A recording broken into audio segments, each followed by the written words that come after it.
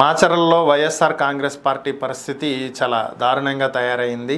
వరుసబెట్టి ఎన్నికల ఫలితాల అనంతరం వైఎస్ఆర్ కాంగ్రెస్ పార్టీ నుంచి కూటమిలోకి వలసలు కొనసాగుతూ ఉన్నటువంటి పరిస్థితి.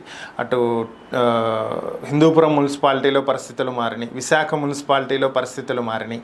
అలానే కొంతమంది మాజీ ఎమ్మెల్యేలు కూడా ఇటు టీడీపీలోనూ అటు జనసేనలోనూ చేరుతున్నటువంటి పరిస్థితి మనం చూస్తే గుంటూరు వెస్ట్, పొన్నూరు, అలానే పిఠాపురం ఇలా వరుసబెట్టి ఎమ్మెల్యేలు మాజీ ఎమ్మెల్యేలు కూడా పార్టీలు మారుతున్నటువంటి పరిస్థితి. ఇప్పుడు మాచర్ల పరిస్థితి ఏమీ అందుకు భిన్నంగా ఏమీ లేదు. మాచర్లలో కూడా పరిస్థితి ఇదే.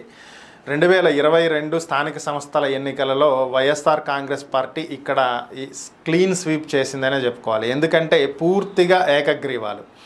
మాచర్ల నియోజకవర్గంలో ఉన్నటువంటి మున్సిపల్ కార్పొరేషన్కి పూర్తిగా ఏకగ్రీవంగా వైఎస్ఆర్ కాంగ్రెస్ పార్టీ గెలిచింది. అంటే టీడీపీ తరపున కానీ ఇతర పార్టీల తరపున కానీ ఒక్క వ్యక్తి కూడా నామినేషన్ కూడా దాఖలు చేయలేదు. చేసినటువంటి 1-2 కూడా డిస్క్వాలిఫై అయిపోయి. సో ఓవరాల్గా అన్నీ one sided wins, so unanimous wins అనమాట. సో అయితే ఇలాంటి పరిస్థితి నుంచి ఎన్నికల ఫలితాల అనంతరం 9 మంది వచ్చి టీడీపీలో చేరారు. ఇప్పుడు నిన్నటి పరిస్థితి ఏంటి అంటే నిన్న ఏకంగా 14 మంది జూలకంటి బ్రహ్మానందరెడ్డి ప్రస్తుత టీడీపీ ఎమ్మెల్యే ఆయన ఆధ్వర్యంలో వాళ్ళు వైసీపీ వీడి టీడీపీలోకి రావటం, దీంతో పాటుగా నిన్న మున్సిపల్ చైర్మన్, వైస్ చైర్మన్ కూడా వచ్చి చేరటం.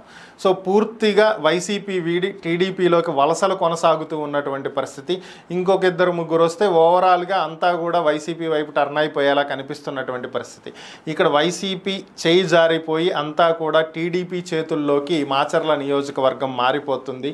వైసీపీ నుంచి పూర్తి టీడీపీలోకి రాజకీయం అంతా టర్న్ అవుతున్నటువంటి పరిస్థితులు చాలా స్పష్టంగా కనిపిస్తున్నటువంటి పరిస్థితి.